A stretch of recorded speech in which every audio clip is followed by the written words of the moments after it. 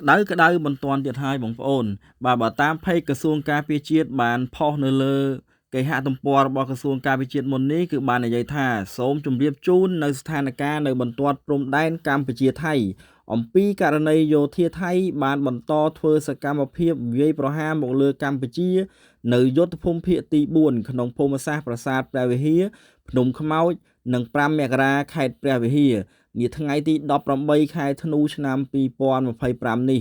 នៅវេលាម៉ោង 10:29 នាទីយោធាថៃបានបាញ់ផ្សែងពុលចូលក្នុងភូមិសាស្ត្រប្រាសាទព្រះវិហារភ្នំខ្មោចនិង5មករាកងកម្លាំងកម្ពុជាបាននឹងបន្តឈរជើងយ៉ាងរឹងមាំស្វាហាប់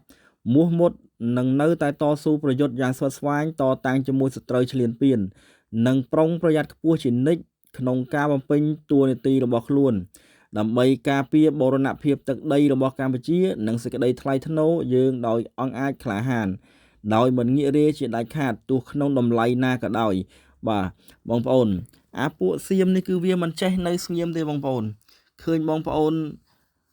ឃើញវាស្ងាត់មកផ្លែតឃើញបងប្អូនអបអសាទរអីណាសន្តិភាពអីណាគឺមិនទាន់អញ្ចឹងទេបងប្អូនមកយើងកុំទាន់គិតរឿងសន្តិភាពរឿងអីព្រោះអាពួកនេះវាចាំតែខំយើងទេវាវាយយើងហើយវាហត់វាសម្រាកសិនហើយវាងាកមកវាយយើងវិញទៀតបាទឥឡូវនេះគឺចាប់ផ្ដើមទៀតហើយបងប្អូនបាទអាតៃនេះ